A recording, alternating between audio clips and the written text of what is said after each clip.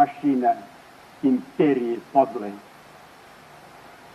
Но мы не из слабонервных.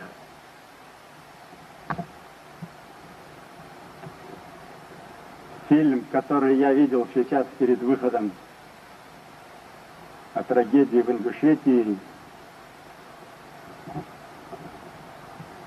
и дело у нас дома с нашими братьями и сестрами, нас обязывает ко многому, очень ко многому. Поэтому методы и приемы российского руководства столь хищны, коварны, отвратительны, что только брезгливость вызывает. Надо же дойти до кощунства. Министр обороны Державных Вооруженных сил СССР, бывший, одержал победу над населением, численность которого не превышает 300 тысяч, убивая детей, женщин и стариков. Очередную победу хотят одержать над Чеченской республикой, чеченским народом. И это вписать в историю российских войск как блестящую победу.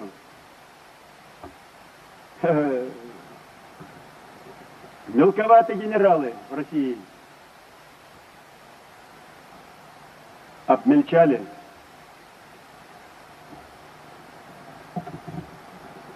Фильм, который поставлен россиянами,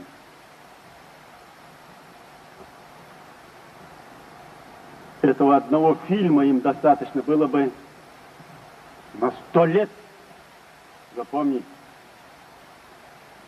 какое коварство и зло они сотворили над беззащитным. Вооруженные армадой, танками, БТРами, незащищенных ничем, детей, стариков, женщин, больных. Причем не хватило им артиллерийских залпов, потом начали вырезать горло, груди. И детей бросать свиньям. Если мы это забудем,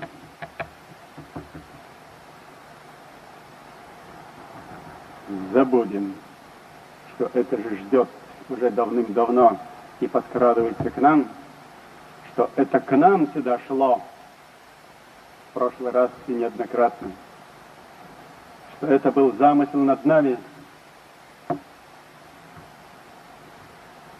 Перуанши ждут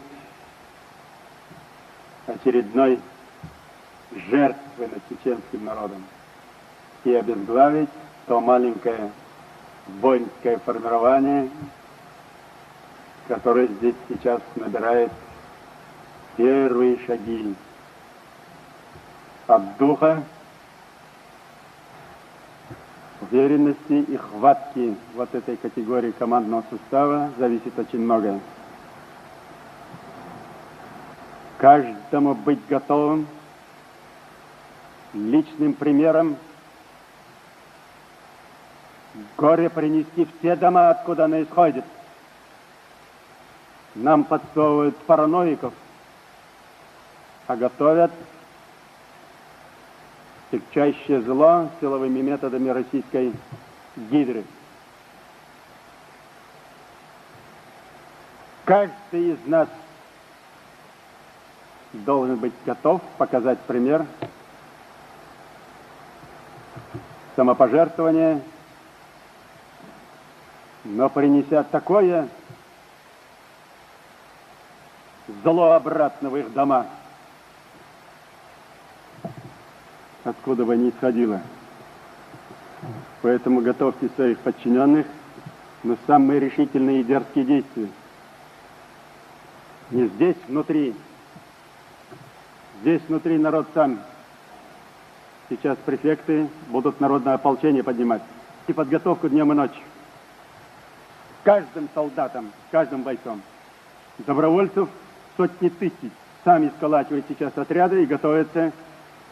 Но их надо сейчас взять под крыло главного штаба, чтобы они не разрозненно вели подготовку всех взять на учет, поставить им конкретную задачу. Они ждут задач.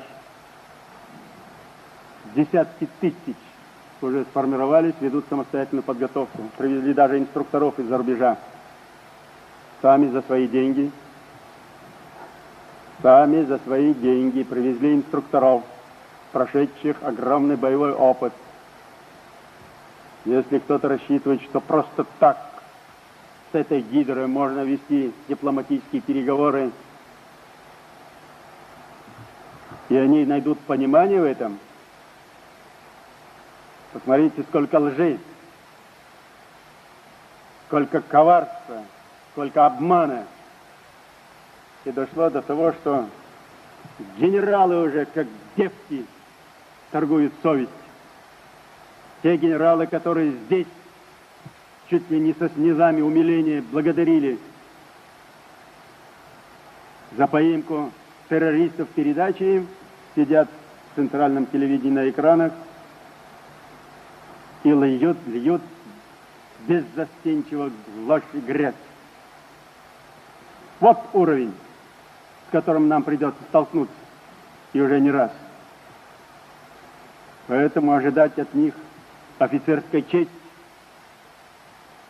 Какая офицерская честь?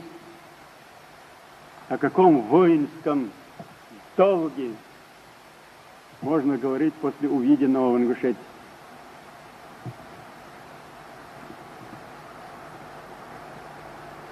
О чем с этими людьми можно разговаривать? Ни морали, ни нравственности, ни чести, ни совести, ни достоинства, ни ответственности. Животное быдло, созданное на землю для наказания слабо защищенных и обманутых. Молодцы против овец, но против молодца сама овца. Овцы. И надо же честь генералов, мундир генерала пачкать с такой ложью, садиться и поддаться, значит, на какую-то клевету. Вот кто управляет войсками этой гидрой. Поэтому с ними только беспощадность ответного удара, беспощадность, дерзкость в самое сердце. Не здесь внутри, когда затеет войну над народом, мирным населением, и вергнут ужас от вандализма и дикость цивилизованных вооруженных сил бывшего Союза, а ныне Российской империи. Так что нам придется воспитывать своих сынов в духе смертников. И сами должны быть в этом же духе. Если кому это не под силу, это будет беда. Лучше в эту структуру не входить. От России пощады не ждите. От нынешней России, от ее руководства.